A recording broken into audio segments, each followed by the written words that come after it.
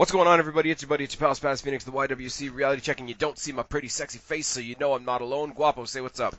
Hola, mis amigos, Señor Guapos, back again. Alright, so A, we're here to talk about AEW, if that's not obvious by whatever thumbnail I eventually attach to this video. But B, what did I say the last time we reviewed an AEW show, Guapo? Uh, Fuck, you're gonna make me think. That we're not going to do a review all the time. I'm only Yeah. really going to do a review if we can put some sort of angle on it. Right. First time we went through, I think we did the angle of like this is all the crap WWE wouldn't have gotten away with. Second time through, the angle was basically me watching it on TV versus you being there live. Yes. This time around, the angle is we never got to do a preview video, so we're going to talk about it now. There's that.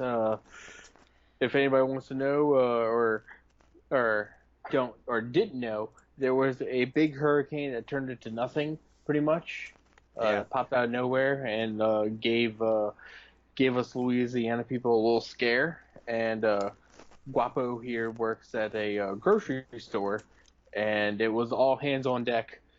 Thursday night, I had to as soon as I got out of work Thursday, I had a bunch of errands I had to get done, and I knew I was going to have to be at work a long day on Friday. So that day turned into a 6 a.m. working all the way to 10 p.m. So Guapo was very tired and then didn't get a day off until Monday. So. And seeing as Guapo's not going to put himself over, I'm going to put Guapo over. While he was dealing with all that shit, he was still messaging me on Facebook apologizing that he wasn't able to be with us here to talk about AEW. So even if we don't necessarily get Guapo every time, Guapo is dedicated as fuck to everything we do on this channel. Dude, we appreciate you. I'm sure I speak for the entire audience to say I'm glad obviously everybody in your neck of the woods is okay. Yes. And we can get back to the silly stuff. Absolutely. Let's talk about and watch some wrestling. Okay. I'm going to let you tackle the first one, because my reaction is, what the fuck is this? Followed up very quickly with, I definitely don't care. Sunny Kiss versus Peter Avalon. I'm going to be 100%. I was driving to my friend's house that we were watching the show, and I completely missed this match. So I don't have much because I watched like a couple minutes of it just because I was like, I need to see what it was, but I didn't. I'll be honest, I didn't pay attention to it much. However, yes, Sunny Kiss is essentially a way. It's like a mix of Velveteen Dream and Gold Dust, amped up to about 20. Yeah. Essentially. Yeah, I don't have any problem with them doing, and this is the thing, like, and we got into the conversation last time with Nyla Rose, and there's all the, I don't really want to get into it too much, but there's a lot of different characters coming from a lot of different walks of life where you get a lot of identity politics and, you know, gender and identity and nationality and all those types of things. I couldn't care less about any of that. I really, really couldn't. I want Nyla Rose to get better and actually do something impressive for me, but I don't care about, like, who they are based on what they are, as rude as that sounds. I just don't care about it as a gimmick, because it's not unique anymore. And playing off somebody that, you know, has a different lifestyle, a different, whether you want to call it sexuality, identity, whatever, playing them off as like the bizarre one, like they did with Goldust back in the day, is, I don't want to get all SJW here, but it's almost counterproductive in 2019, because all it does is say, oh, that person's a little bit different. They're the weird one. Right. And I hate it, because Goldust is one of the best characters of all time. The different things they did with Goldust, and obviously we see now how Dustin Rhodes is in AEW. And Velveteen Dream falls under that. Orlando Jordan in TNA, if you want to go for a really, really weird example. All these things that are really just sort of like androgynous behavior disguised as, hey, that's a bizarre person. Like, it's not unique enough anymore to be a gimmick. And the librarian thing, I could be a little biased. Maybe it's because I'm a dude, but it kind of works when Leva Bates does it, and not even really then. Peter Avalon can fuck off. Like, I know he's a heel. He's supposed to make me want him to fuck off, but like X-Pac heat has officially arrived in AEW. Yeah, I'm not gonna lie, the whole librarian gimmick is it's dying very quickly. But and I know that I'm gonna get what I've gotten already. Oh, well, you just don't know what you're talking about because you don't watch Being the Elite. It's like, okay, No, I, no, no. Even as a person who watches Being the Elite, like for me, it's dying very quickly, and it's becoming less of a heel character that you just don't like because of the person who it is or whatever. It's not even the fact that they're playing the character correctly to where you hate them and don't like them because they're a heel. I just don't like it's a senseless character that has no point and it's boring. it It's a goes boring it heel. goes from hate to apathy. Yeah, Like that's the thing. Like worse in wrestling than somebody I don't like is somebody I don't give a shit about. right. And I never obviously I don't know who Peter Avalon is before he came to AEW. That's another story for another day. I never liked the character. I never disliked the character. I went straight into I don't give a shit. And why do two people have the same gimmick? And I don't know what this match will do. I will say instead of because I really do think this match is kind of a waste. So Hmm. instead of talking about this match, I will say I love the setup of this pay-per-view. Like the physical venue that they were in, the way it was like Right. a soundstage three ways around, and then The you had interesting fact, because it is connected to the Jacksonville Jaguars, like stadium or not connected, but it's like they own it, yeah. so they didn't have to pay for the venue, but that's not the point. Tony Khan is the actual one who came up with the set design because he said that he wanted the set design to kind of mimic the episode of South Park. Right, where they did all the fake wrestling. Yes, I Yeah, saw that. And you see the side by side shot of like yeah. a still from South Park, and it's badass. It's He absolutely wanted that. badass. He wanted that just for the simple fact that he could say that he copied South Park because it's one of his favorite shows. Yeah, and to say that, you know what, they went and they played at a free venue. A, Tony Khan has that connection, so they can do that. But B, like, not that I would nail them to the wall for that anyway, like taking a cheap way out, like grabbing a free venue, but they're doing it for a charity show at the end of the Right. day. So you really can't begrudge them going and finding what would be a free thing. I can't remember where it was, but there was a couple, maybe a year and a half ago, when the NXT tapings couldn't happen at Full Sail because they were redoing a bunch of stuff. And Right. they moved to another soundstage, and it was very, very similar. It was sort of like the sort of the Coliseum seating around, and then they just had a couple people up on what would have been the stage.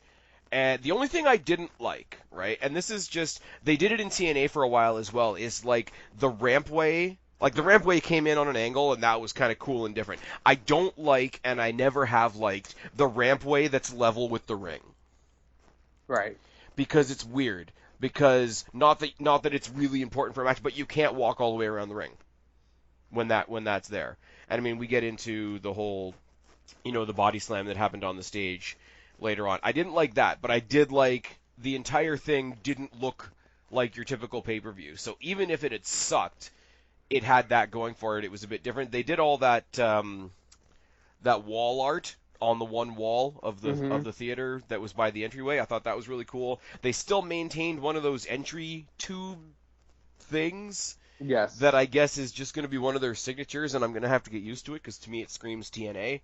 But as a whole, the entire stage setup and production was great. I I think that they're doing that simply just to have at least a one fixture that is actually like theirs. something that's going to be a part of every single show. And see, that's not as bad to me as like where they have the LED lights above the entryway. They have that one set of lights that like it's not a chandelier, but it looks like a chandelier a little bit. And Right. and I don't get what it's supposed to be because it doesn't have any display things on it. It's just it feels like they were building the set and had an extra piece, and they just Mm-hmm. sort of stuck it there. But anyways, no, that's to take the soundstage sort of area that they were given and turn it into that really unique Coliseum. I would have said Coliseum if nobody had shown me the South Park comparison, but the Hmm. Coliseum feel of it was really really cool, and the fact that they could walk along the aisle through the crowd like right from the entranceway. It was a neat thing. In other words, like they weren't in an arena. Right. So it was nice. I didn't know that it was happening in an arena like that. I didn't know that it was happening in an outdoor venue. So Right. right away, I'm sure the people are in the comment section right now. Why you should have watched it on Being the Elite? No, Uh, I'm no, I'm really getting frustrated with people that are the like, you need to watch the YouTube channel, and I'm like, but they took the YouTube channel and turned it into an entire wrestling company. So if I Yes. still have to go watch it on the YouTube channel, what the fuck is the point? Um, the one complaint I would have about the show, like just like a nitpicky thing for because of the venue, what it was. Yeah, Uh, I found we found ourselves get distracted every so often by just you can see the overwhelming like just in the background of the crowd just fanning themselves because of how hot it is. yeah. Uh, so You know the only other show, I you know don't the only mind the other show that has had that this year? huh. Oh, Super Showdown. WrestleMania. Super Showdown. Oh, that too. That and Uh, the way if you were watching from the hard camera side, a lot of what you saw in the background wasn't crowd. It was just that one bare white wall, and then you could yeah, see a little bit of the parking lot. I'm like, that's a bad angle. But again, yeah. as you say, like if these are the little nitpicky things that we're picking out, then it can't have been that bad. So my little nitpick thing is if you're going to do an outside show, probably pick if you're going to do it in the South, you got to do it in the winter. Yeah. When when the low is like at freaking 70 something degrees because you can see the even the wrestlers they were getting blown up a lot quicker. Yeah, and you know what though? That's not exactly horrible either because you want like we're supposed to be putting realism back into wrestling Oh and yeah. not everybody's in the same conditions all the time. Not everybody's going to have the same endurance all the time. What I would say and where AEW has sort of a unique opportunity because they seem to be doing Saturdays more than Sundays. Yes. If I think the that's their game plan from if now on is to do Saturday nights. Which is fine. I mean, like, it's so ingrained to us that Sunday night is pay-per-view night, but you know what? Like, takeovers are a thing. Um, Right. what I was going to say is because you don't have the Sunday drawback of, hey, tomorrow's Monday, tomorrow most people go back to work, tomorrow people go to school, you kind of got to Yes. keep an eye on times, etc. I think they could have afforded to start the show later in the night, maybe at a cooler point in the evening like Uh, as opposed to like 7 o'clock, I where understand. I understand what you're saying. However, the location of where it is in the south, it doesn't matter what time you that show starts because when the sun goes down, it's still hot as hell because of the humidity. well, I've never been there, so It's there goes my idea yeah. out the window. I can speak from what you call it personal knowledge. There you go. Well, Uh, you are the American out of the two of us, so I'm the American. I am from the south of the United States, so I know all about that and. hey man, I'm in the Even south of even Canada. from I'm in the south of Canada, and I'm a wuss, and I'm not exactly a small guy, and it's humid as fuck up here right now. no So shit. I don't have any sympathy for anybody, even though I probably should be giving it to some people. Yeah. Um, okay, Anyway, gonna move on. uh, Did you see the women's tag match? I did. I when I walked in the house, the competitors were coming out. So I did watch this match. I did see the really bad botch, Yeah. but we're not. We're, The hey, one it happened. where the match wasn't over, but somebody thought it was. Yes. Well, that and uh, when Britt Baker tried to tag her opponent Oh yeah. instead of her teammate. I was gonna But say like maybe there's some unintentional racism there. You know, they all kind of look the same, but I that's. mean, there were some people defending her just Oh yeah. I'm not because actually here to take the because they piss. were Rio and Shinoko. I'm gonna say Shinoko. Shoko Nakajima, Nakajima. and I can only do that because I Rio have Wikipedia right in front of me. yes, Rio and Nakajima both were dressed somewhat similarly, or at least color wise. So So it you're could be saying they cheap. do all look alike? No, what I'm saying is that you can easily, like in the heat of the battle and everything, you can easily get turned around. Yeah. So, I but I'm gonna say besides that, something. it was okay. I wasn't completely impressed with this match, but for a tag team match that they gave 15 minutes, it wasn't bad. I'm gonna say a couple of things. I'm gonna try and Okay. be good and bad. I really do like the. I'm gonna pronounce it wrong. It's the Joshi girls from Japan. Yes. I do like watching the Joshi girls do their thing. I already decided a long time ago that I like Britt Baker. Bea Priestley, this Yes. is the first time I've seen her. She looks like a badass. But again, I'm going to say the same thing that I said at Fighter Fest. I'm going to say the same thing that I said at Double or Nothing. I looked at this match, and this wasn't a tag match. It was just two matches trying to happen simultaneously. I would love to see Riho versus Nakajima. I would love to see Britt Baker versus Bea Priestley. But it felt like, once again, and I feel like with their women's division, this is becoming like the trend. I know they're trying to get as many names out there as they can. They want to get us familiar with their roster and all that. I do applaud them for that. But I'm always walking away with the same thing. Like, it felt like Nyla Rose versus Awesome Kong and Smiley Kylie Ray versus Britt Baker. Britt Baker were two matches happening at the same time. Yeah. Um, when you had the 3-on-3 Joshi girls match, it felt like you had the two big girls in there that were fighting, and the four other smaller girls were having a tag team match by themselves. It didn't. And I mean, the tag to the wrong partner and not knowing who your partner is didn't help. The false finish didn't help.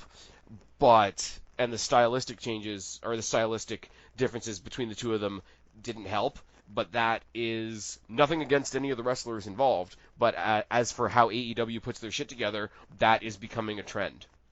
Their women's matches feel like they're trying to do two things at once. And I don't think in the long run it's going to help anybody. Right.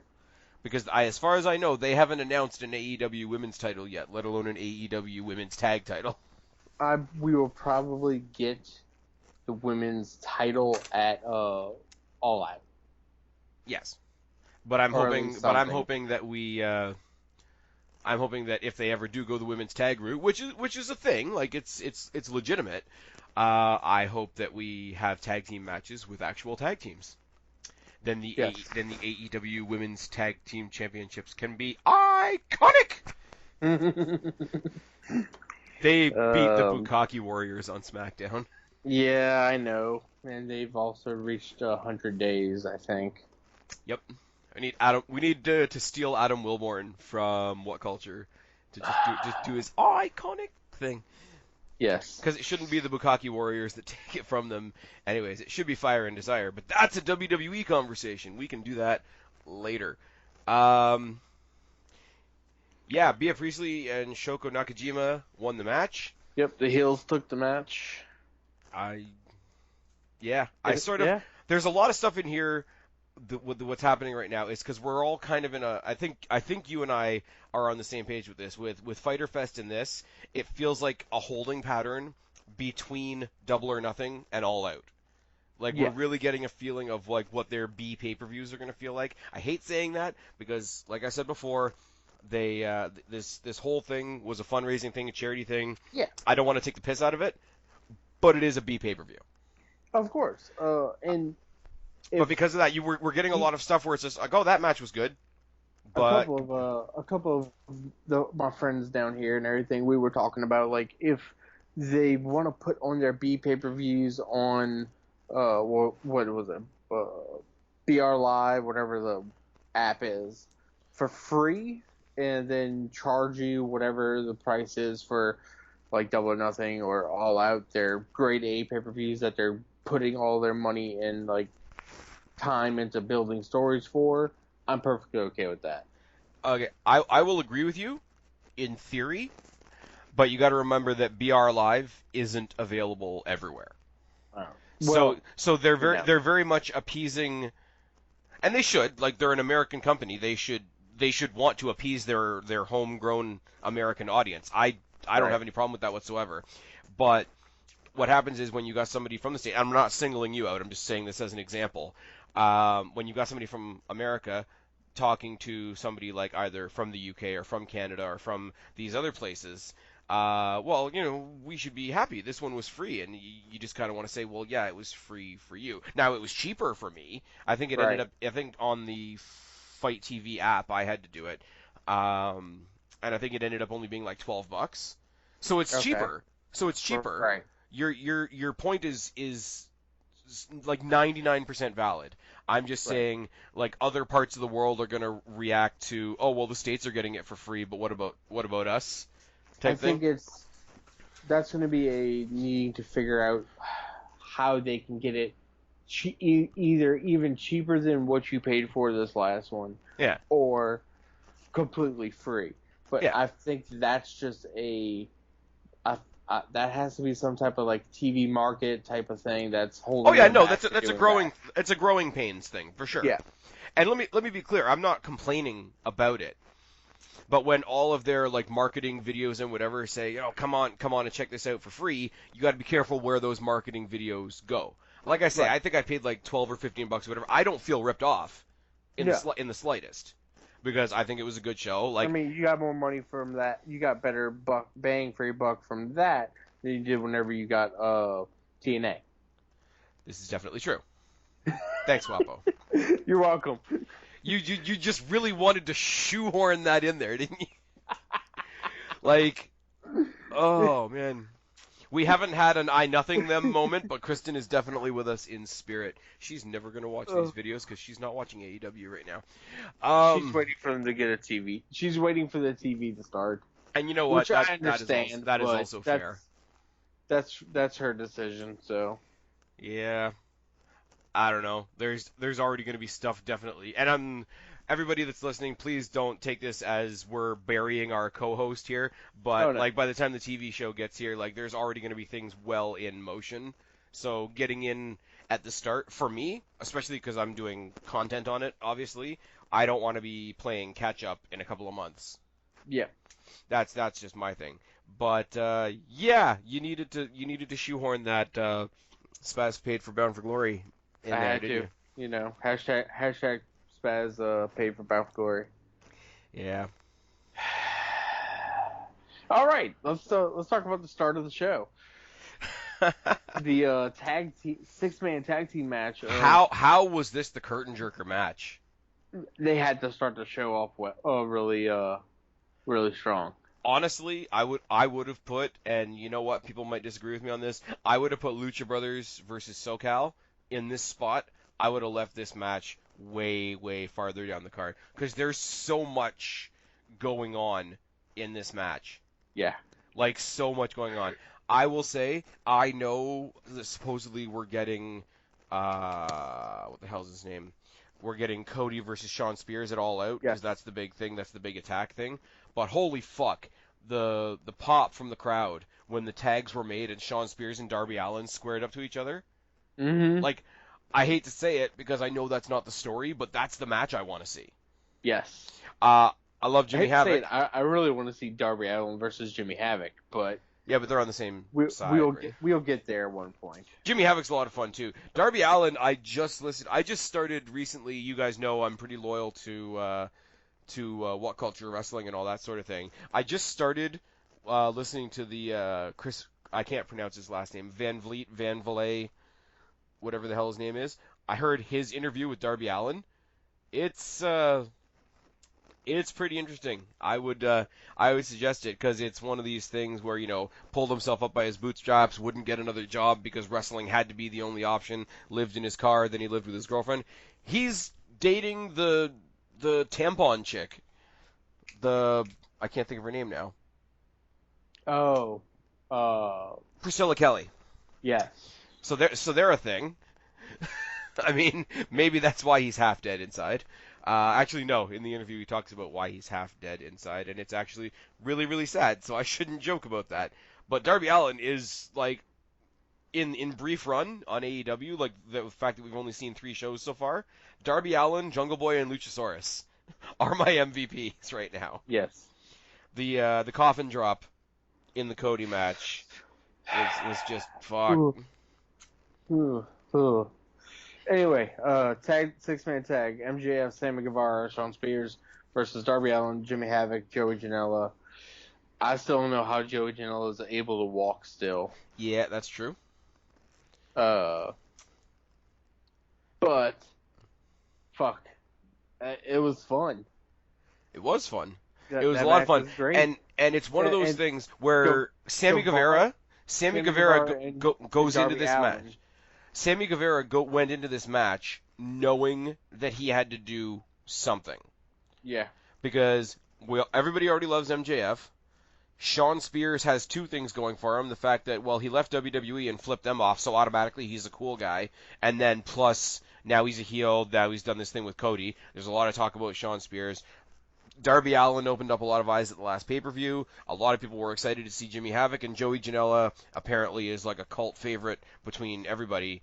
So, like, Sammy Guevara, out of all 6 of these guys, was sort of the odd person out, and you could tell by the way he wrestled that he knew he like I'm not saying that he's like got like an identity crisis or anything like that, but like he was wrestling like he needed to prove his spot in this match, and I like that. I really do like that, and I still don't know what I think of him, 100%. It's sort of like the Joey Janela thing. Like I don't have anything against him, but I don't think I quite get him yet. It's sort of Kenny Omega syndrome. right. But yeah, I said going into, or what I would have said going into this match, if we had had the chance to do our preview, is these 6 guys can come to the ring and sit in the ring for 20 minutes, and people will cheer Yes. because there's so much character work, there's so much personality, there's so much investment in. I mean, if you're not invested in all these guys, you're invested in most of them. So it's weird because it's almost a case of anything they actually did in the match was secondary. It's like, look at all these fucking guys. Look at all these fucking guys that we give a shit about after 3 months. Now, whether we still give a shit about all of them in 6 months, in 9 months, in a year, that's for them to prove. But for right now, only 3 shows in, this very well could have stolen the show. Yes. And I mean the heels win, which is fine. Like I say, it's almost secondary.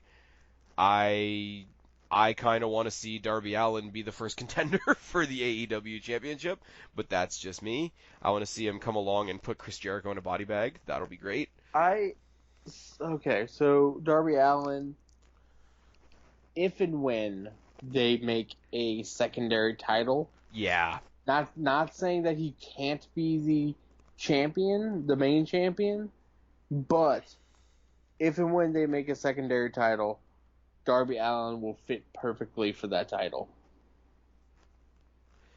I think if you get a secondary title, you put it on Darby Allin first. Then eventually he loses it, has some other stories, comes around and picks up that secondary title again, and proves that that secondary title can be a springboard to the main title. Yeah. Like create, like when they created. I hate that WWE is the only comparison that I have, but create. It's the main show. It's create the North American title, right? In NXT like they did, but then what they need eventually in NXT, and I don't think they have it yet, they need to have somebody prove that that title can be another version of the Intercontinental title. Like that title, Yeah. if you've held that, you can be a main champion. And I think Darby Allin, like you say, is the first person to introduce sort of a mid-card title, but he's the first person to like do it, drop it, circle around back again, and prove that it can be a springboard to something better. Because if you're the first mid-card champion and then you drop it just as quickly to become a main champion, then it doesn't mean anything. If you're the first champion and it means so much that you come back to get your hands on it again and then elevate it again by making it this stepping stone, I think that's perfect. Yep. I agree. I I don't know. Like I say, the Sammy Guevara thing, again, fun to watch. Absolutely fun to watch. I don't have my finger down on like what his deal is yet. And Joey Janela, I think, is just one of those people right now that everybody loves or everybody has loved. And I know he does a lot of like I know he does like the what is it like the Joey Janela house party Yes. whatever. Like he does a lot of outside the box stuff. I haven't seen any of it. But that's really really cool. It's one of those people that to me they're brand new. All these people that are hyped about him, I'm sure didn't find out about him in the last 3 months. No. I did. And for whatever reason, call it whatever you want, he didn't immediately grab my attention like Darby Allin did. He didn't immediately grab my attention like Jimmy Havoc did. He doesn't have what MJF has going for him because I saw MJF fight at Destiny against our champion, the Walking Weapon Josh Alexander, before Double or Nothing even came around. So I'm a little biased on that one. Obviously, Maybe a little bit. a little bit. Hey man, we're gonna get SCU versus OVE at Icons. I am jealous on that one. It's gonna be good. It's gonna be good. It's gonna be some good times. Yes. It's gonna be good times, and Josh Alexander's gonna walk in with his Destiny title and his Impact Tag Team Championship, apparently, which is good because the last Destiny champion also happened to be the WWE United Kingdom champion. We miss Pete Dunne, but it is what it is. It happens. Also, we're getting Emma. Also, we're getting Joey Ryan. Also, we're getting some guy, Thorne Blackwood or whatever, who apparently almost went to AEW. This is a separate conversation for another day. Brandy Rhodes defeated Allie because Awesome Kong was in her corner because, of course, she did. Well, yes. Black Stephanie McMahon. Yes. Yes. Kind of. I don't know. Yes. Yeah, kind of, pretty much, yeah. I wanted to care about this match because I already like Brandy Rhodes as a character. She's kind of a bitch. It's all good. Of course, she has backup. Awesome Kong's going to be her Diesel. That's fine. Allie's sort of happy-go-lucky chick. Like, you got hyper bitch and, like, hyper nice girl, and the hyper bitch has backup. There's everything for a simplistic wrestling story here that I should have given a shit about. And it was a good match, and I liked it. But it's one of those, I should give a shit. Why don't I give a shit? Guapo, please give me a reason to give a shit. She's fucking the boss? Yeah, I mean, that's a great... She is the chief brandy officer. Oh, that is lame. Okay, Yeah. I know they thought that was cute at their little, like, parking lot party or whatever. That has to stop being a thing, because that's obnoxious. And I know I'm the last person that should talk about anything being obnoxious, but that's obnoxious.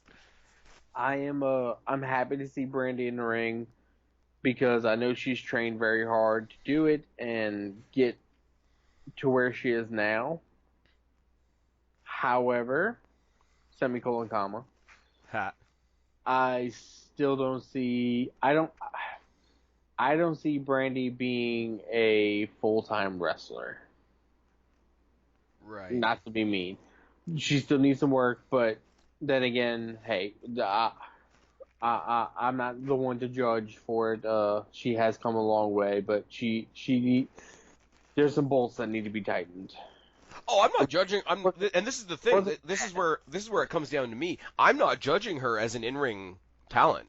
There was nothing wrong with this match. I'm missing the other half of it. I'm missing. Why don't I care? I want to care. Yeah. I think this is the first singles women's match they've had. Everything else has been tags or 6-woman tags or triple threats that became fatal 4-ways or the 6-woman tag with the Joshi girls, and it's all been good. But we finally got it whittled down to a one-on-one women's match. And first of all, it wasn't because there was a third woman on the outside. But second of all, the first match that's actually one-on-one is with one of the bosses. Again, I have to go back to the argument we had 2 pay-per-views ago, or the statement that I was trying to make. WWE gets slaughtered for that. Yeah. Like if they had 2 women's battle royals on the preview of WrestleMania, and the only match on the card was like Stephanie McMahon coming out with I don't fucking know. Nia Jax. No, not Nia Jax. Fuck Nia Jax. But Stephanie McMahon came out and she had Shayna Baszler in her corner, and because Shayna Baszler was in her corner, Stephanie McMahon tapped out Ronda Rousey. Right. Like, I'm exaggerating, obviously. But WWE gets slaughtered for that. And I'm trying to keep my judgment between the two companies fair, and also keep in mind that AEW is still new. But this is the company that said, hey, we're not WWE. We're going to treat the women properly. We're going to show how equality works and blah, blah, blah, blah, blah. Now, your first singles match is The Boss versus Ali in a very, very underwhelming match. I look forward, because I did a video earlier today talking about SummerSlam and SummerSlam weekend, etc. I've got Tennille Dashwood versus Silesia Sparks to look forward to, which is going to be good. I've got Bayley versus Ember Moon to look forward to. I've got Shayna Baszler versus Mia Yim to look forward to. Not that the story is that great, but I mean, technically in the ring, we could get a banger out of Natalya and Becky Lynch. There's a lot to be excited about there. I shouldn't be looking at your only female match on the card and coming out being like, I wish I could have been excited. Yeah. Mia Yim, though. I agree. Mia Yim, though. Yeah? Yeah. Yeah. Yeah. Mrs. Wobble's not listening right now, is she? Not in the room. There you go. Anyway, I did kind of enjoy, but also kind of groan at Aja Kong coming out after the match and staring down Awesome Kong, just because. Okay, cool. We'll get Kong versus Kong. However, Awesome Kong moves about 30 times faster than Aja Kong, so I'm not sure how the match is going to go. It probably won't be that great, but Yeah. this is where I'm willing to give it a little bit of leeway. This is where I'm willing to, soften my opinion a little bit. At least there's a reason for it to happen. Yeah. At least it's not Awesome Kong going through and like having a squash match against like 6 Joshi girls. At Yeah. least it's not Awesome Kong coming in there against somebody that I already like a Britt Baker or a Smiley Kylie Ray, and just saying, well, I'm bigger, bigger is better. I'm sure that was great for audio right there. Sorry, guys. Wonderful audio. But I mean, they could square up to each other physically. There is a story there, even if it's just a story that we had to hear from the commentators.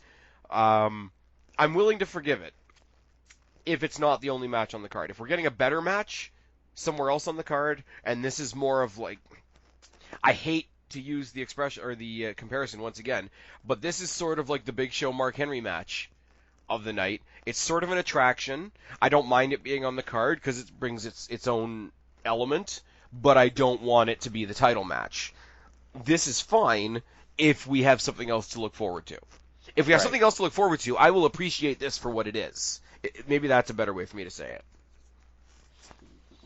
I had totally forgot that even happened, so thanks for bringing that up. You're welcome. Moving on to the three-way tag team match. The Dark Order, Evil Uno, and Stu Grayson versus Angelico and Jack Evans, and I love this tag team name. A Boy and His Dinosaur. Have you seen the merch? Boy Luchasaurus. I have not yet. Have you seen the cartoon merch on the I guess the AEW shop or whatever? It's Jungle Boy and Luchasaurus. It's probably on Pro Wrestling Tees. Yeah. Well, I saw it on their Instagram. So, anyways, but it's them drawn to look like Mario and Yoshi. Like okay. It's Jungle Boy riding Luchasaurus, but he's basically a scarier version of Yoshi. It's kind of good. I'm sorry, like I want to be excited for everybody else. I see it. That's awesome. Angelico and Jack Evans are a lot of fun to watch. They're basically like team highlighter. Dark Order, Evil Uno got the win. They're the ones that we hadn't seen at all before this, so I guess giving them the win. I mean, the other two teams are going to be in the tournament. They're just not getting a bye. Right. But like Jungle Boy and Luchasaurus. I hate to repeat what everybody else is saying right now, but Jungle Boy and Luchasaurus are it. Yeah, I agree. Jungle Boy. I'm not gonna lie. Every time we see see Luchasaurus, all we can say is that's a future champion. Yeah. The only thing keeping me from wanting him to be the AEW champion, or like we say down the line, mid card title or whatever, is I want them to succeed as a tag team. Mm-hmm. Like I know it's a super stereotypical thing. Like you look at LAX, you look at Crime Time, you look at Kane and fill in the blank, like that stereotype of like one big guy, one little guy. But the way they've put this together works so fucking well. And Jungle Boy is great. He probably has some of the best character work and like literally like the caveman type mannerisms going. They're great. I don't even know why I'm trying to put it into proper sentences. They're great. They should win the tournament. They should be the tag team champions. Yeah. Fuck it. We'll skip the tournament. Now, what I do have to ask, and I'm leaning on you in this one because we're just getting into areas that I don't know about. Jungle Boy and Luchasaurus came out with another dude that I don't know. So you got to tell me who the fuck Lord. Marco Stunt is. Marco Stunt is basically a living, breathing bump. Because he takes really sick and crazy bumps. He's I don't know. I've only watched a handful of matches with him. I know he's been in I think he's been in PWG. He hasn't really been in any major promotion. But the kid can work. I mean, he's very high flying, high energy, but he can also be tossed around like a freaking lawn dart, and it's just fun. And he'll take any bump you ask him to do, he'll take it. Now, is he the one? We're going back 2 pay-per-views now. Is he the one that got pounced out of the ring by Ace Romero? Yes. Okay. Because I thought that had been Jungle Boy before I realized who Jungle Boy was. But so this is another guy that's just there to get like doused when they need somebody to get doused. Correct. Okay, fair enough. And what does he have a direct connection to the two of them, or was he just out there to be out there? Out there to be out there, pretty much. Nice. I like this idea that like Luchasaurus is Jungle Boy's pet, but Luchasaurus is the one that takes care of Jungle Boy. I keep saying it, and there's no other way for me to say it. Put the belts on them, like right now. Yeah. Dark Order, Evil Uno, these were the guys that were actually making their debut tonight. And I'm sorry, like nothing against what they were doing because they were great too. They're overshadowed in this match. Like their debut was overshadowed by the guy in the dinosaur mask and Luke Perry's son. These are the full sentences that we are saying in 2019, Guapo. Help me out. This match was all over the place, but in a good way. I was pulling. I gotta say, I was pulling for Jungle Boy and Luchasaurus this entire match. So it's very difficult for me to have anything but a bias on this match. Right. I'm looking at it as they're already made, so the losing doesn't hurt them. Angelico and Jack Evans, people already seem to be into them. We've already seen them before. They're good. Like they're really good athletically and in ring. They're good B+ players. They got to get the ring gear changed. The super bright neon. You know what though? I'm into it a little bit. I'm not gonna lie. I hated it the first time I saw them, and then by the time I got around to this, I was like, you know what? All right. Like they look like they want to be fucking like motocross kids, but they decide to go to the. You know why? You know why it bugged me the first time? The first time I saw them was when they were up against the Best Friends, and the Best Friends were also in all neon. Yeah. So it was just like, what the fuck? Here, you've got Jungle Boy and Luchasaurus, who are kind of like dark, broody characters. You got the Dark Order, who are dark, broody characters. So, in this case, it worked because it made them stick out. It made them... what's a good example I can use? The Hardy Boys. Mm-hmm. When they first came to WWE, and they had that style of like the ripped T-shirts and the baggy jeans and the bandanas and all that, contrasted against most of the teams that they were fighting, who were in some form of regular wrestling gear. Now, yeah, it's flashy for the sake of flashy, but it also catches your eye when you're trying to get out there and develop your name and your brand. like I hate to use like business talk, but like every wrestler out there is representing their body as a brand. So if everybody else there is going to be like super dark, broody, scary, animal type people, why would you not go out there and be the two brightest guys in the ring? Right. Because at least on a subconscious level, people are gonna get into it. And if they're into it, which they seem to be, it's real if the people doing it believe it's real. If that, and I know that sounds like a really cheesy half-ass answer, but it's sort of along the same lines of even if a match is bad, I will enjoy it more if I know the wrestlers are having fun. Right. Um, when Kristen and I did the preview for Extreme Rules, we were talking about the weird mixed tag for all the belts match that happened in the thing. We're not going to get into that right now. But one of the reasons I was able to be okay with it, one of the reasons I'm able to be okay with the Seth Rollins, Becky Lynch being in each other's storylines and whatever, is it the greatest? No, but I can forgive it on the basis of these people that entertain me a lot of the time look like they're having fun and look like they're enjoying themselves, and that does have an effect. Now, the same thing with this. These guys could come out here with the weirdest and wackiest and flashiest gear in the ring, or in the match, or in the entire fucking pay-per-view, but if they're not weird about it, and they're just out there and they treat it like this is what we look like, I can buy it, because they don't look like they're out of place, or they don't look like they feel out of place. I think that's what I meant to say. It doesn't bug me. Yeah. There we go. I was following Okay. somewhat. But yeah, and like I say, this wasn't too advanced in the tournament. This was just to get a bye in the tournament. So even the losers don't lose that much by Yeah. losing. And a loss to Angelico and Jack Evans, they're in the middle of the tag team card right now. Luchasaurus and Jungle Boy aren't going to be hurt by this at all. Give the win to Evil Uno and Stu Grayson, who we hadn't really seen wrestle, and who got a "Who are you?" chant when they debuted. Yeah. So they needed a little. I'm not necessarily saying that I wanted them to win. I wasn't really pulling for them per se. I like the fact that everybody's saying Stu Grayson looks like Raymond Rowe left in the dryer too long. Like, that's a thing.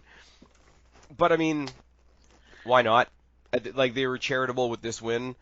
I think, what is it? The Best Friends got a bye. They won a bye at the last pay-per-view. These guys got a bye here. The teams that are getting buys right now are teams that you know aren't going to win the tournament anyways. So it's just giving them a little bit of time to shine before they lose. Right. Anyways, and now we have, other than the main event, which obviously we're going to talk about last because it was the main event, we've got the next 3 matches that were all spoiled for me because they were all predictable as hell. Starting with Adam Page and Kip Sabian. Well, we knew Paige wasn't going to lose this match. It's true. It was a good match. Paige was blown up within about like 5 minutes into the match, but I give him that because it was hot as shit. So, match was good. I mean, Kip Sabian's a really good wrestler inside the ring, so it's you're putting 2 people who are very good technical and have really good like ring presence in the ring against each other. So Yep. it was a good match all the way around. The little bit that I've seen of Kip Sabian so far, it's one of those terms that gets thrown around a lot that sounds like an insult, but it's really not. He seems like he's a really good mechanic in the ring, and this was not a squash match by any stretch of the imagination, but you know Adam Page is going into that title match.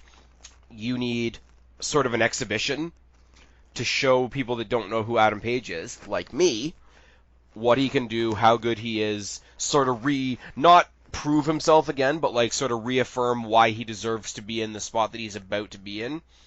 Right. And Kip Sabian was a really good Ziggler for him in this match. Yes. And again, I can't say enough that sounds like a dig, but it's not.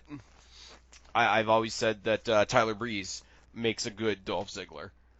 And if you go to the end of your wrestling career and you don't have many titles, but every single person you work with says, yeah, that guy made me look great, you have a great career. Yeah, right there. yeah. You have a great career, and you will stay forever. I don't want to say just in the good graces, but you'll stay forever. Somebody who stays booked. Exactly. Because if nothing else, people need somebody that's going to make their chosen guy look good. Correct. Like they don't have any John Cena's or Roman Reigns's there that need to be made to look good. Because I mean, the little bit that I've seen him, Adam Page looks really good on his own terms. We know what Chris Jericho can do. That's not even a question. Um, but just to sort of tide it over to give him some face time on this show as the baby face going into that match, being like, hey man, last month I had a fight. I had a fight against Kip Sabian. You didn't fight anybody because you're the heel and you fucked off and you weren't even here for this charity event. Like, the psychology behind him having a match tonight and Jericho not having a match tonight is so brilliant in its simplicity. Like, it's kind of amazing, and just to have Kip Sabian in there the whole time, knowing that he's just a body for Adam Page to put a show on with. Hmm. I think he deserves a really good tip of the hat, as I say. He's in the Sammy Guevara category right now of I don't really know what I think of him, like standing on his own 2 feet, but he definitely served his purpose in this match.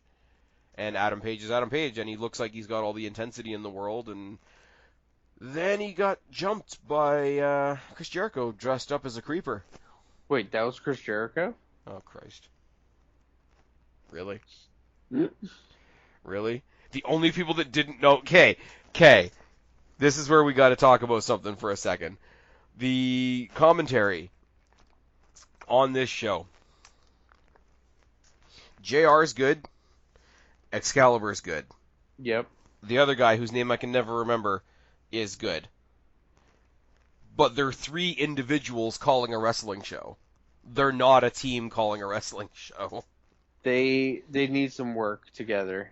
Yeah, and that's unfair to say because, as we say, we've only done 3 shows, and one of them Alex Marvez wasn't even there for because they had like Super Golden Boy or whatever at the Yeah. at the little gaming thing there. Um, all of them still pretending that they didn't know who it was after the crowd was chanting Jericho, after the camera had done the super close up on his face. I was like, come on, guys. Come on, guys. You're supposed to be better than this.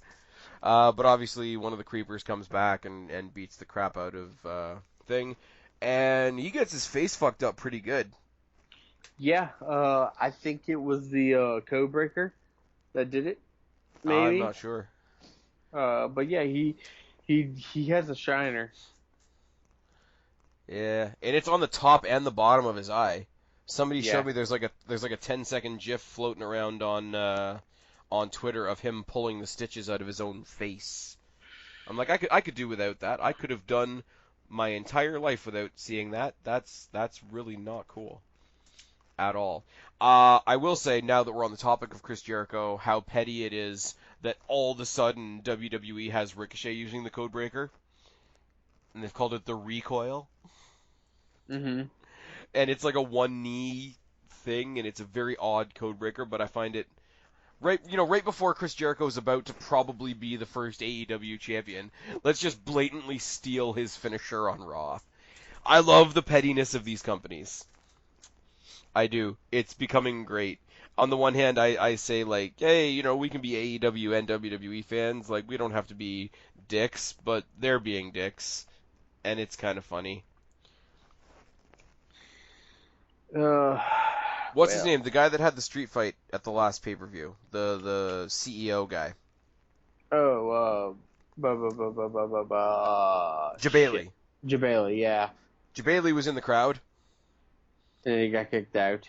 Yeah, but you'll notice he still had that shirt of his with the Yes. mock-up. That's the mock-up of the Rollins thing. Yes. I love the pettiness. I really do. I Got sh- I shouldn't. You I gotta sell shouldn't. the shirts, brother. I shouldn't love the pettiness, but I love the pettiness.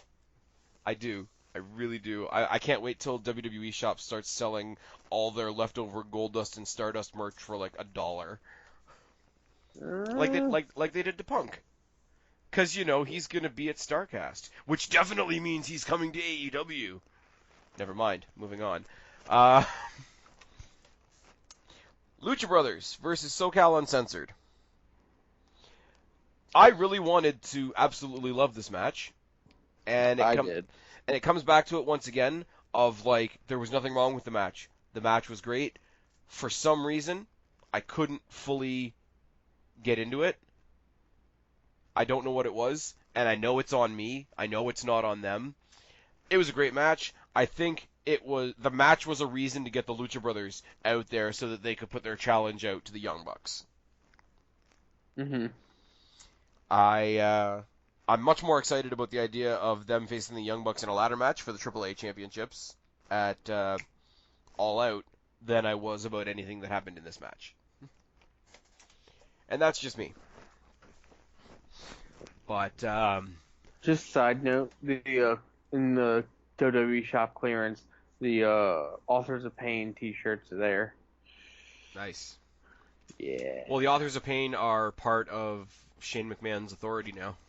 Oh, really? Yep, Didn't the know author. that. You didn't watch SmackDown, did you? Nope. You got the Authors of Pain in there. You got the Revival in there. You got the B Team in there. You got Buddy Murphy in there. You got who else? Elias, Drew McIntyre. Got the Breezango shirts in here as well. Well, Tyler Breeze left WWE. He went back to NXT. Yeah. He got drafted up to NXT. Yeah, right? Anyways, Anyway, in the realm of I like the Lucha Brothers and SoCal Uncensored match. It was fun, and we knew what it was going to be. you knew what it was going to be, and everybody went in there and everybody put a full shift in, and that's why I kind of feel like a dick. Looking at so many of these matches where it's like I wish I cared more. It has nothing to do with the guys in the ring. It has nothing to do with anybody's effort in the ring. They put on a great match. It's a little, and again, only real comparison I can make. It's a little bit of the Hardys, Dudleys, Edge, and Christian syndrome, where anytime you saw one of those teams facing somebody that wasn't one of those teams, it wasn't quite as I don't know what the word is, but like every time I've seen the Lucha Brothers as a tag team, the last couple of pay-per-views, I mean, the one time they had Laredo Kid in there, the other time it was just them for the titles. A couple times before that, I've had people just send me videos of random shows. It's always been the Lucha Brothers versus the Bucks. Like that's what I know them for. So to see them facing another team, it's again, it's like when you saw Edge and Christian take on the Hardys in that like best of 7 series, and then like they actually went off and fought other teams. It's like, but they're supposed to be fighting them. I really hope that's not the case. I really hope I'm just overthinking that one way too much. But I think you might be. I would like to see the Lucha Brothers take on Luchasaurus and Jungle Boy. I think I mentioned that last video, and I think I'm going to mention it again probably the next time we do a video. Well, yeah, because that match will be fucking epic. And I mean, if you're going to do that, then you could have Angelico and Jack Evans blinding the Young Bucks with their gear that's too bright. So, yes. Oh my God, there you go. That's what you do. The Lucha Brothers and Luchasaurus and Jungle Boy versus the Young Bucks and Angelico and Jack Evans. Oh God. And then put Darby Allin on one team and Jimmy Havoc on the other team. Maximum effort. Kenny Omega versus Cena. Well, Cena played a good body for Kenny Omega before Kenny Omega's match against Jon Moxley. This match. It was great. Like I like knew Cena. Who was going to win. However, they fucking made it seem that Cena had a chance. Oh, they did. I really liked Shima in this match, and I thought maybe they give it to Cena as like an upset victory, and then Moxley can sort of like play on it, like Kenny Omega's just coming off a loss. If you couldn't even beat that guy, how are you going to beat me? And then I realized what the rest of the world thinks of Kenny Omega, and I was like, yeah, no. I mean, you got to think, you're not going to have Kenny lose to Jericho uh win with the Bucks and then lose? No, that's not happening. Well, I think he's gonna lose at All Out. Oh, I agree. I think I see Kenny losing to Mox. Definitely. Are you watching? I know this is a total side note, but are you watching the G1 at all? I haven't had a chance to check out any of the G1 yet. Ah, Plus, I am not a subscriber to New Japan World, okay. so I have to use those nice fun sites that the internet tells you not to use.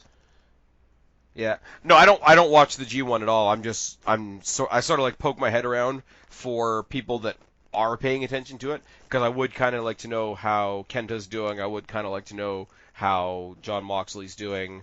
I know there's somebody else in there that I know that I'm forgetting, but it's like I'm not going to watch it because I've heard from the way I've heard people explain the G1 to me, it's like 90 something matches in 16 days and I'm like, "No, I'm not doing. I'm It's a not doing. lot. I'm not doing all that. I applaud them for having such a what sounds like such an involved process in such a condensed amount of time. And I get that it's like watching the entire World Series in 1 week. And there's probably a part of that that's really awesome, Yeah. but I don't care enough. And there's Well, not enough people there that I care about. well, just for reference, tomorrow night, uh, I know this is getting off topic, but tomorrow night they have the uh A block at in Tokyo tomorrow, which will be Okada versus Will Ospreay, Hiroshi Tanahashi versus Lance Acer, Kota Ibushi versus Sanda, Kenta versus Evil, which that match is probably fucking great, and Zack Sabre Jr. against Bad Luck Fale. Tomorrow night's gonna have a great fucking has a great card. See, you see Will Ospreay, and all I think about then is all the stuff with Seth Rollins on Twitter. Hmm. We already have a better version of you in WWE, and he just won the U.S. title. By the way, congratulations, Ricochet. God.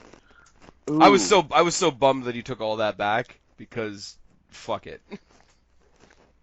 Anyways, you weren't Yeah. with us for the Extreme Rules preview because you were doing bigger and better Guapo saves the world stuff, but Pretty much. Kristen and I did do a sort of a separate conversational bit about the Seth Rollins and Twitter and all that sort of thing, and it was quite good.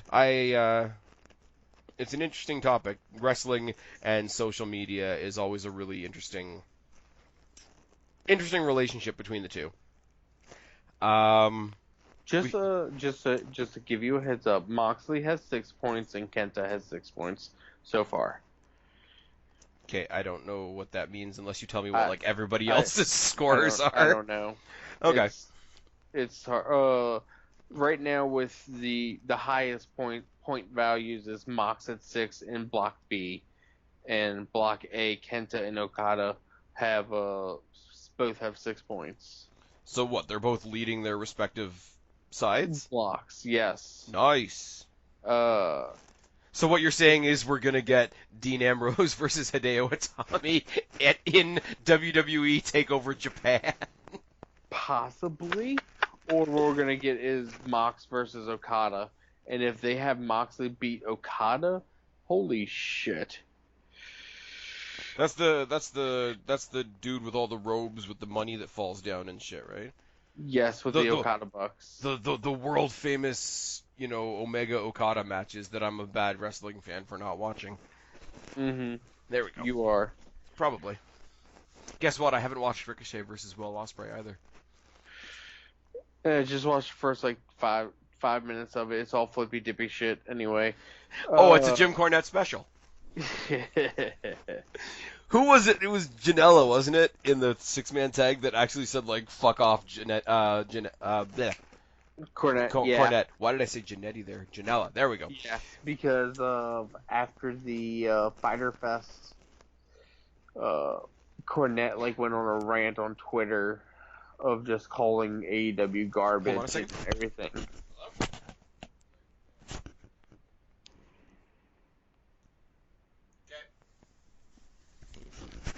Hello. Yes. Sorry about that.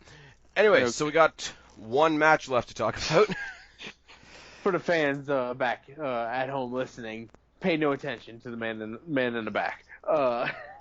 Yeah, no, I didn't think people were going to be walking in at quarter after midnight. This is when we're recording this. I don't know when this video is going up, but yeah. Anyways, Main event. I will say before this, we did at some point in between here have a return of Chris Jericho, cut a really decent promo, Yeah. went back onto his podcast to say it was the first unscripted promo he's done in 20 years, which was interesting. Basically talking a bunch of shit about Paige. Paige comes back out. We see how ugly his eye is. Jericho doing Jericho things. Yes, as he does. I mean, it's gonna be good. I don't even think you needed him to. It would have been cool. It would have almost been cool if he hadn't shown up tonight at all. Like if Adam Page has been here doing the work the entire way along, and Jericho just shows up at the big show to get the belt, just either to take the fall or to gather like the ultimate heat. I think that could have almost been better. Agreed. But Young Bucks versus Matt Jackson and Nick Jackson. Really? Sorry. Young Bucks. Young Bucks. The Brotherhood. Yeah, it's tired in here. Yes. Okay. Nick Jackson versus Cody and Dustin Rhodes.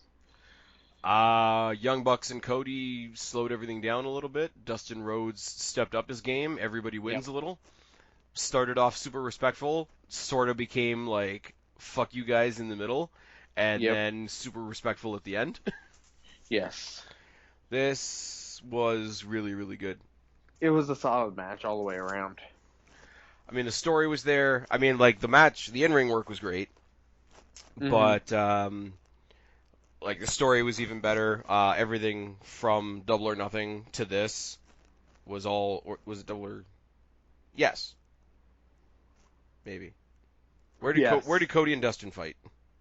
Cody and Dustin fought a Double or Nothing. My brain doesn't work. It's just not happening. It's fine. We're it's ridiculous clock in the morning. We're tired. It is.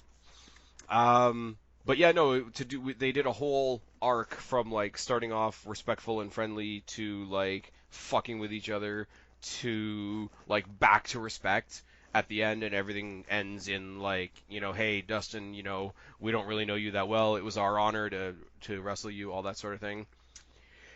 And I'm gonna get on my high horse here for a minute.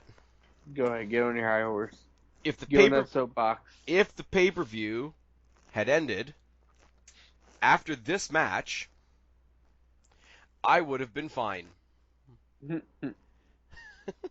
I really would have, because we would have gotten, you know, definitely gotten our money's worth for a cheaper / free pay-per-view. Had a great main event. Had some decently important matches for a company that doesn't have any titles yet. Everything wins. Everything's building up to something bigger. There's some continuous story. There's some new characters that we all love. But they didn't do that, did they? Not exactly. Nope. And this is probably more than Cody Rhodes destroying the throne, more than the FTR on the coffee cup, more than all the little things that they've said in their little parking lot parties. We're going to do this because WWE doesn't, even though they do. More than the jobber that's not a wrestler wearing the mock-up Seth Rollins shirt. WWE can't get credit for anything.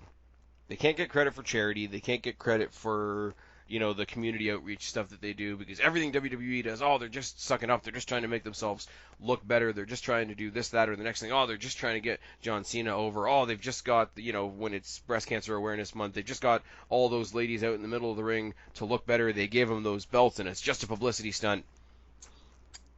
Their closing segment of this pay-per-view was them walking out with the check for the gun violence in Jacksonville check and patting themselves on the back and taking one last shot at WWE. And not even taking a shot at WWE. Not even taking a shot at NXT.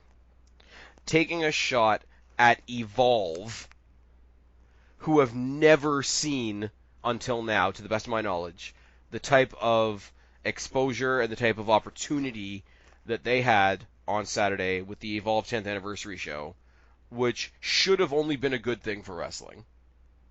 Get some people, some eyeballs on some people that nobody's ever seen before, and can only be considered a good thing.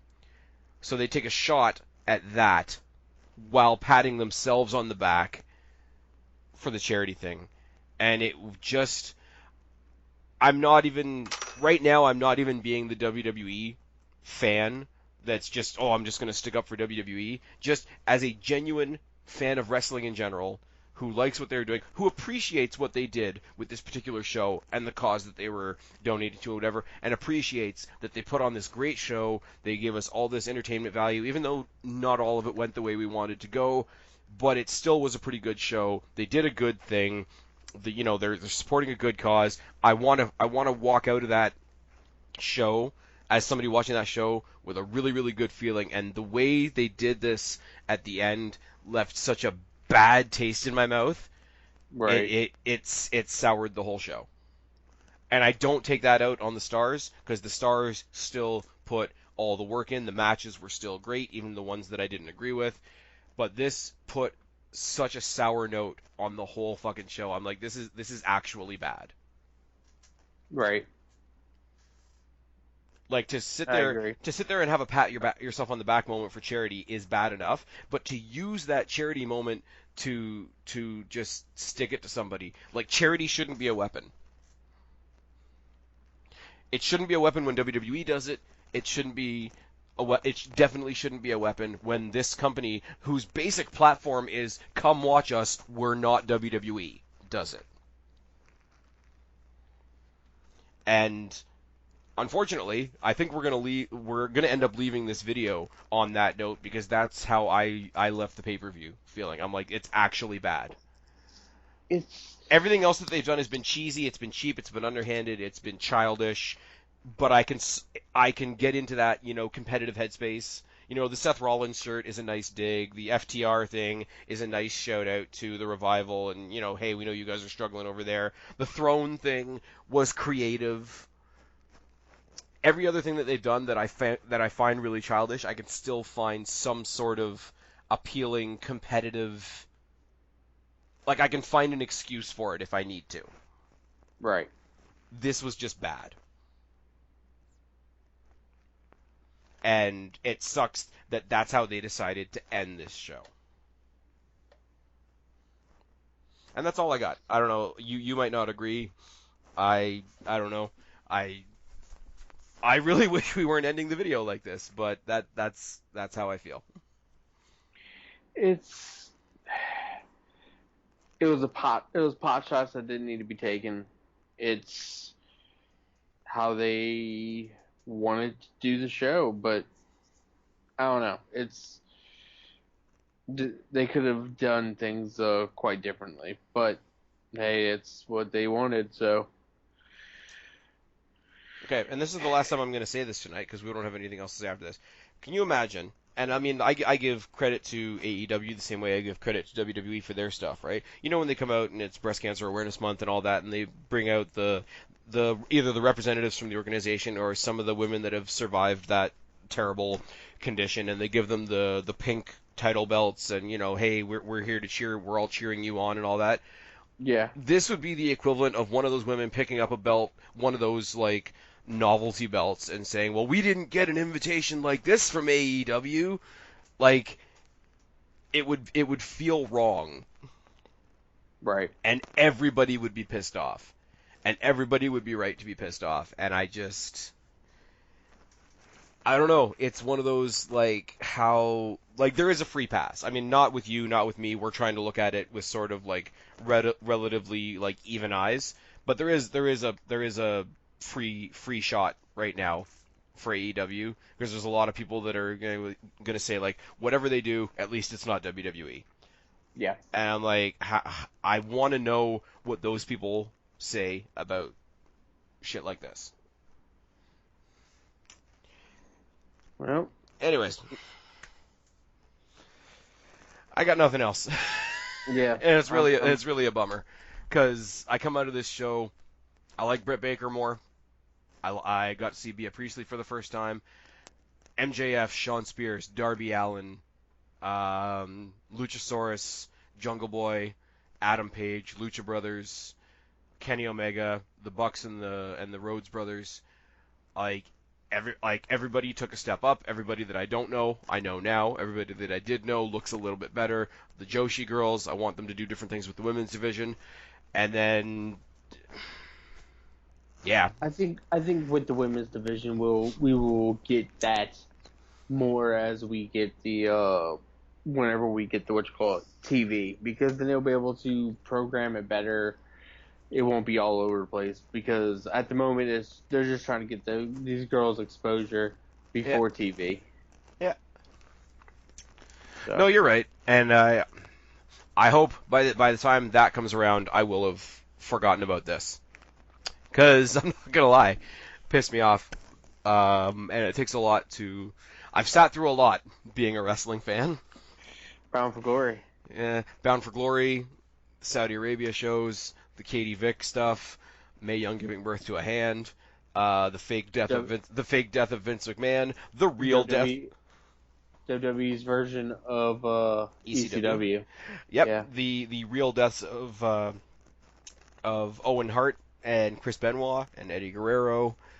The semi-retirement and return of Daniel Bryan, the early retirement of Edge. The second retirement of Ric Flair. Oh, the third and fourth and fifth and sixth retirement of Ric Flair. Naomi and Sasha Banks holding title belts. But Hulk Hogan.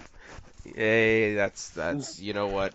No, I don't care. Call me a bad person all you want. Hogan gets a free pass. If it wasn't for Hulk Hogan, none of the shit we are watching right now would be happening.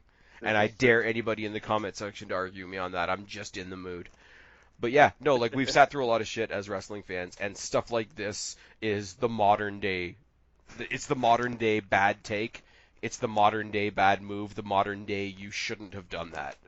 And that's how I felt about the end of the show. And I'm rambling on it now because it's so shit how they could put on such a decent, like not a fantastic show, but such a decent show, and then just punch it in the nuts at the end.